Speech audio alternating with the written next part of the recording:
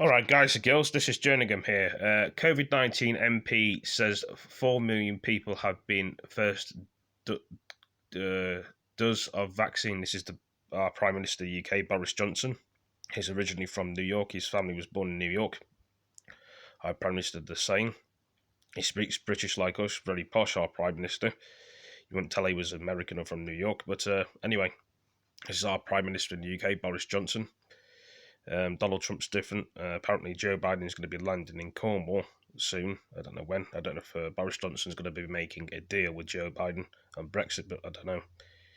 Who knows? I mean, Donald Trump, Boris Johnson wanted to make a deal with Brexit, but didn't make it. And then now Boris Johnson wants to make a deal with Australia. And then I don't know who he wants to make a deal with. I don't know who we're going to be trading with. He keeps changing his mind, our Prime Minister. But anyway, let's see what our Prime Minister has to say on the TV. I need to take my headphones off. So, day as I speak to you, I think we've done about 4 million people in this country, which is obviously encouraging. But just being here at Oxford Biomedica and talking to the people who are putting the vaccine together here, you can see how immensely complex it is. And because it's absolutely got to be safe, and it is safe, it does take time to prepare. So we're getting it out as fast as we can. 4 million done so far. We're now, I think, done more than half of the over 80s, almost half of the people in care homes, the elderly residents of care homes. Those groups remain a top priority. Don't forget, they're an absolute priority for us. But it's right, as more vaccine comes on stream, to get it into the arms of the other groups in the JCVI list, the Joint Committee on Vaccination and Immunisation. and there's an advert coming up here, so we need to go for the advert. The annoying adverts, which I find very irritating. These ads on TV. I'm sure you guys and girls have the same problem with adverts on the television. They're very irritating. Advertising. So once this advert's gone off, we can put the thing on about Boris Johnson speaking again. Beard. He's talking about dentist again.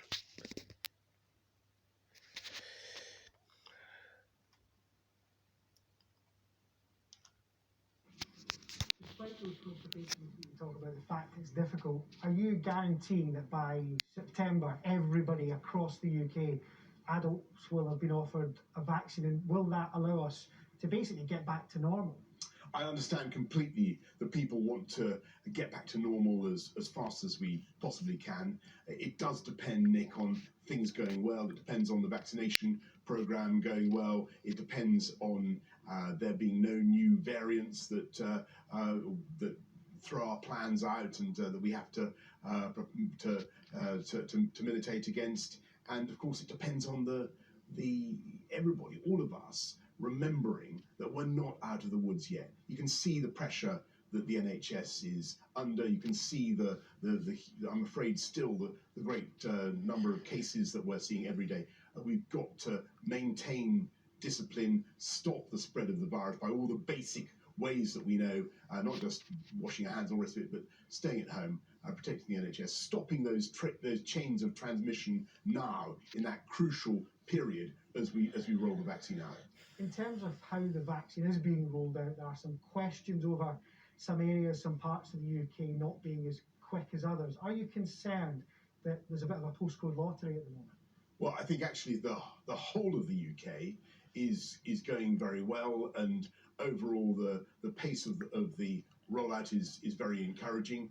What we're doing is making sure that the armed services, the army, is on standby everywhere. It's embedded in the whole vaccine program across all of the United Kingdom. Talking about pressure on helping together with the medical director, England professionals of volunteers, and it's we're going as fast as we can. But I stress, 30 we days. will do everything we can. Just get back to your earlier point. We'll do everything we can, obviously, to open up. But when we come to February the 15th, and the moment when we have to take stock of what we achieved, that's the time to look at the where the virus is, the extent of the infection, and the success that we've had. And it's only really then that we can talk about the way ahead and what steps we can take to relax. And it will be, I'm afraid I've got to warn people, it will be gradual. You can't just open up in a great open sesame, a great bang, because I'm afraid the situation is still pretty precarious, as people can tell.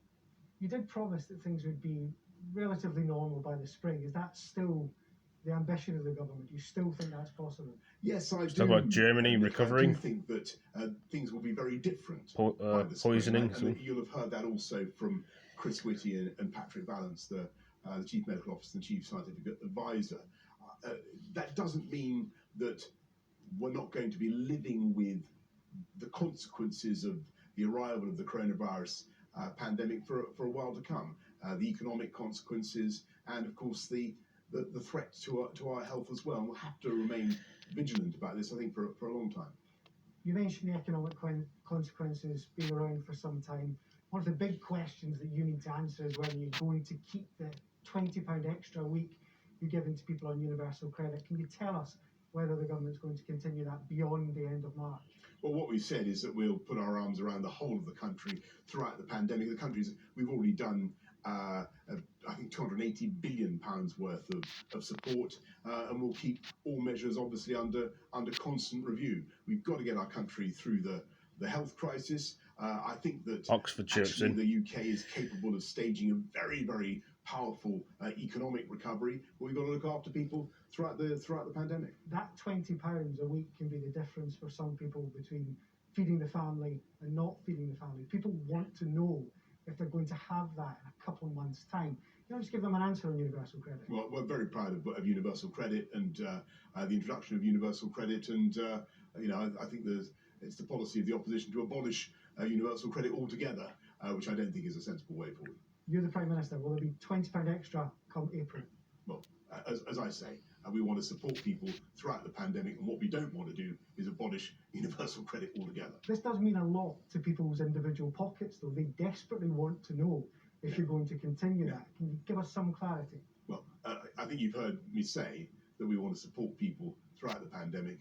We want to make sure that people don't suffer as a result of the economic consequences of the pandemic. When you look at what the government has done to provide £280 billion worth of support, the furlough scheme, the bounce back loans, colossal investment, probably more than most other comparable countries. I don't think you could fault the government for supporting people. We will continue to do that. Just very quickly, there are dozens of hauliers holding up Whitehall at the moment because they want to know what you meant when you said that you were going to support seafood exporters through a tough period because of the new Brexit red tape. What are you going to do?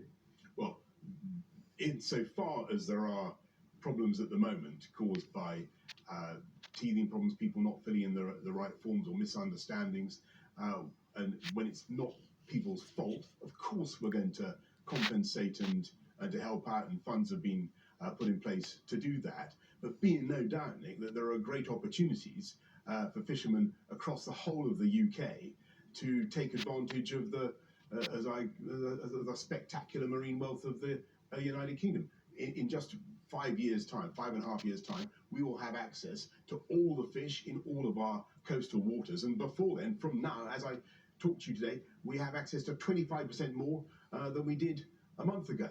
And that means that there is scope for fishing communities, fishers across the UK to take advantage of the increase in quota. And what we're going to do is give people a helping hand. And that's why we've set up the £100 million fund to help people with their boats, to help the fish processing industry in this country, and to help rejuvenate a historic and proud industry in the UK. And the government will support it. We think the opportunity is massive. What's your message for those exporters who are losing money at the moment because their food isn't getting to the continent in time? I sympathise very, very much, and I understand their frustrations, and I understand their concerns. Obviously, things have been exacerbated by the COVID pandemic. Unfortunately, the demand in restaurants on the continent for UK fish has not been what it was before the pandemic, just because the restaurants have been closed for so long, and that is one of the problems we're all trying to deal with. Unfortunately, this Another advert's coming up again.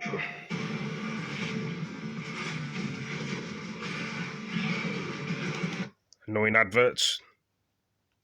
In large part by the pandemic, and we've put in place all sorts of measures, as I've just been saying, to help businesses throughout the pandemic. What I'm also saying, Nick, is that where businesses, through no fault of their own, have experienced bureaucratic delays, difficulties getting their goods through, whether there is a genuine, a willing buyer on the other side of the channel, and they've had a problem, then there's a £23 million compensation fund that we've set up, and we'll make sure that they get help. Well, guys and girls, I hope you all enjoyed that, but I'm sorry, but the adverts kept coming up on the TV. Sometimes happens like that, but anyway, we'll listen to what our Prime Minister said, Boris Johnson. Hope you all enjoyed the video. Give it a like, give it a comment, share it with your friends, and I'll see you in the next video. Thank you for joining me. Peace.